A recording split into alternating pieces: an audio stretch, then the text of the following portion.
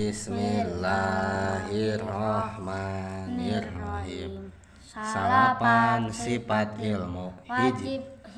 Wajib akli hak Allahna, ilmu uning ngahartina, nu qadim taya kawitna, qaimatun tumatepna, uning Gusti Allahna, kana sakur perkarana, wajib mumkinul wujudna, rejeng muhalul wujudna, lalawanan sifat ilmuna, al jahlu bodoh hartina, wajib ditekad kenana, tapi dina mustahilna, ari dalil cek aklina, lamun Allah teh bodona,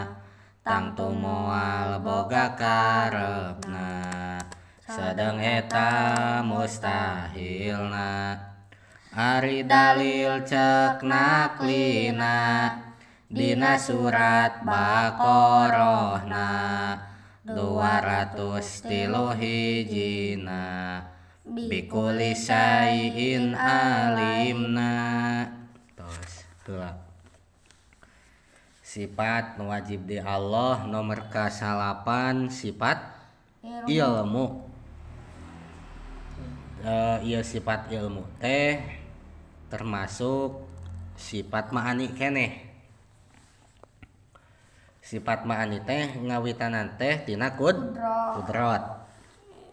Sadaya sifat ma'ani eta teh aya guna osok aya gunana, sanes osok aya gunana mas teu kudu disebutkeun osok, walaupun dina sifat ilmu ieu teu dicarioskeun, mungkin karena pelajaranana mungkin meureun dina pelajaran madrasah diniyah kelas genep, jadi nu dicarioskeun kegunaan teh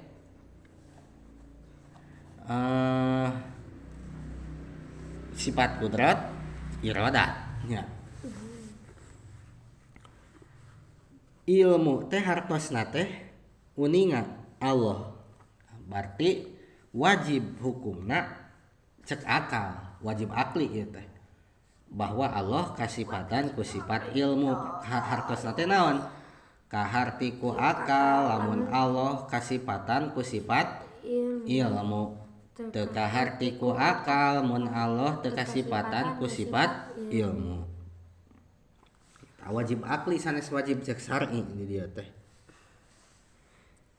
Uninga teras sifatna al ilmu Allah, uningana Allah teh qadim, teu aya kawitna. Jeung qaimatun teu aya tungnah teu kieu. Iraha mimitina uninga Allah, ilmu Allah tak teu bisa nanya kitu. Da ilmuna Allah mah teu aya kawitna. Atawa kieu iraha ilmuna Allah eueuh aya akhirna teu tiasa nanya kitu, sabab ilmuna Allah, sifat ilmuna Allah mah qaimatun mal naon mal ruksak. Tah di dieu mah dicarioskeunana teh langsung kana sasaran henteu kana kagunaan. Tah kagunaanana sifat ilmu teh pikeun jadi kabuka, jadi terbuka nya terbuka teh ka uninga. Naon sasaranana nu diuninga ku Allah teh? Sakur perkara anu wajib, mungkin, wujud jeung muhalul wujud. Maksudna mah wajibul wujud, mungkinul wujud jeung muhalul wujud. Jadi nu kauninga ku Allah teh barang wajibul wujud, barang mungkinul wujud, barang mustahilul atawa muhalul wujud. Terang barang wajibul wujud. Perkara wajibul wujud teh perkara anu wajib ayana, nyaeta dat Allah sareng sifatna. Berarti Allah teh uninga kana dat Allah nyalira, sareng Allah teh uninga kana sifat-sifat Allah nyalira. Gitu deh Al.